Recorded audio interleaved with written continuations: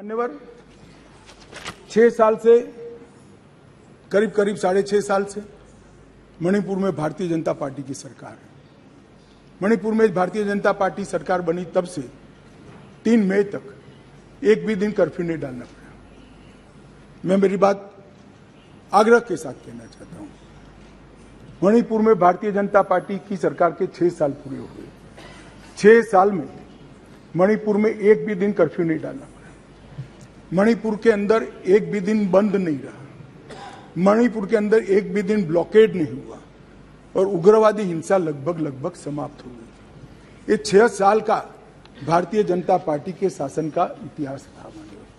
2021 में हमारे देश की पड़ोस में म्यांमार में सत्ता परिवर्तन हुआ और म्यांमार में वहां पर मिलिट्री का शासन आया, डेमोक्रेटिक सरकार गिर गई और वहां पर एक कुकी डेमोक्रेटिक फ्रंट है, इसने लोकतंत्र के लिए आंदोलन चालू करा।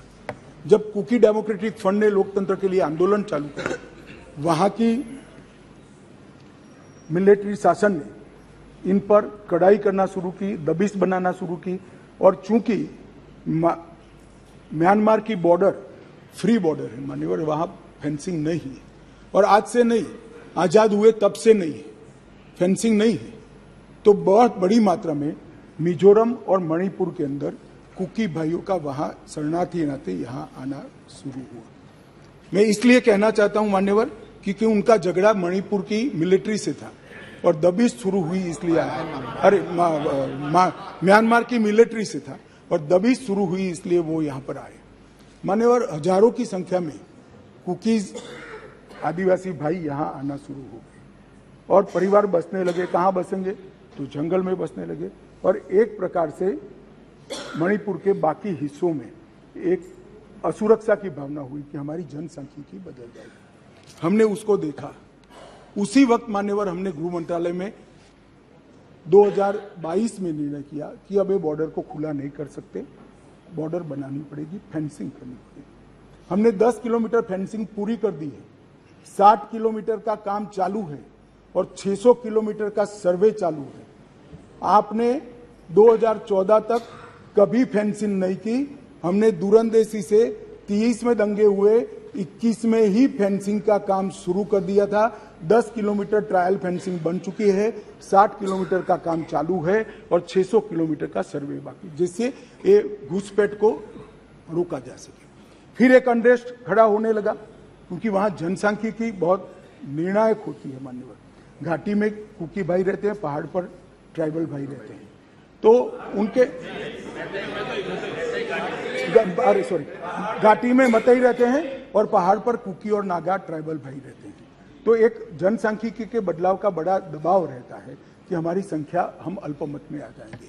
तो इसके लिए हमने लगभग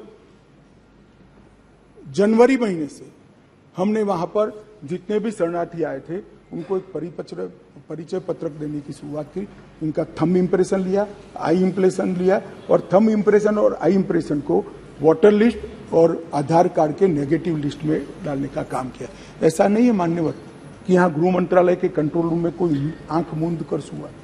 2023 में दंगा हुआ, 21 में हमने फेंसिंग चालू करी, 22 में हमने फेंसिंग चालू करी और 23 की शुरुआत में हमने थंब इंप्रेशन और आई इंप्रेशन लेने की शुरुआत की और उसको भारत के वोटर लिस्ट और आधार के नेगेटिव लिस्ट में डालने की।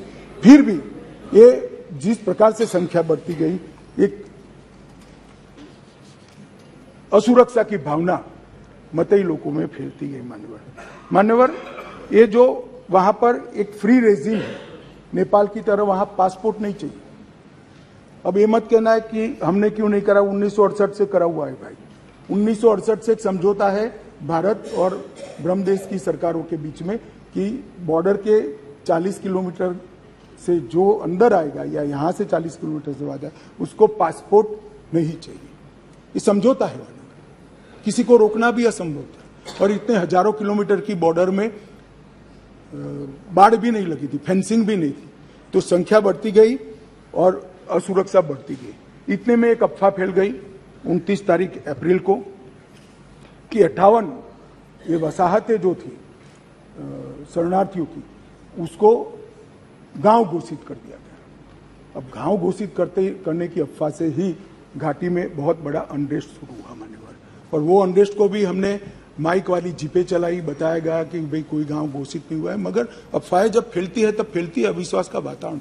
और घोषित जंगल गांव घोषित किया, जंगल गांव घोषित कर, जो वसाहतें थी उसको, तो उनको लगा परमानेंट अब यही बस जाएंगे, तो एक अनरेस्ट खड़ा हुआ। उसके बाद में आग में तेल डालने का काम हाईकोर्ट मणिपुर के अप्रैल महीने में आए हुए एक फैसले ने कहा, जिसने सालों से पड़ी हुई एक लंबित पिटीशन को अचानक चलाया। अचानक चलाकर ना भारत सरकार के ट्राइबल आयोग को शपथ पत्र लिया, ना भारत सरकार के ट्राइबल डिपार्टमेंट का लिया, ना भारत सरकार के गृह मंत्रालय का लिया, ना मणिपुर सरकार का लिया, और अचानक ही कह दिया कि 29 अप्रैल के पहले इस मतई जाति को ट्राइबल घोषित कर दी गई। इससे पहाड़ पर बहुत बड़ा अनरेस्ट हुआ, ट्राइबलों में बड़ा अनरेस्ट हुआ कि अब मतई ट्राइबल बन जाएंगे तो हमारी नौकरियों में स्पर्धा का भाव होता है, और स्वाभाविक है एक कोई कानूनी प्रक्रिया के बगैर एक ऑर्डर कर दिया गया, जिसके कारण ऊपर भी, नीचे ऑलरेडी अनरेस्ट चालू था, ऊपर भी अनरेस्ट हुआ, और 3 तारीख को एक रोली के अंदर एक क्लैश हो गया माने, और क्लैश होने के बाद दंगे चालू हुए जो अब तक अशांत परिस्थिति को बनाए हुए हैं। अब इस परिस्थिति को आप वो क्यों नहीं गया, ये क्यों नहीं गया, इस तरह से आप तुलना मत करिए।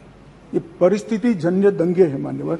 मैं आगे भी कहना चाहता हूँ, इसके साथ एक बहुत बड़ी बात दूसरी भी हुई है कि वहाँ मिलिट्री का शासन आने के बाद थोड़ी ढिलास आ गई है, और नारकोटिक्स का भी बहुत बड़ी तस्करी म्यांमार की ओर से मणिपुर की ओर हुई है। इसके व्यापार से भी बहुत बड़ा अनरेस्ट हुआ है, मगर जो क्लिंचिंग चीज थी वो कोर्ट का जजमेंट थी, उसकी अंतिम तारीख 29 मई थी, और इसके विरोध में एक जुलूस निकला। जुलूस में दोनों ग्रुपों के बीच में भिड़ंत हुई, और देखते देखते घाटी में और पहाड़ पर दोनों जगह एक दूसरे पर हमले करना, हिंसा करना शुरू हो गया।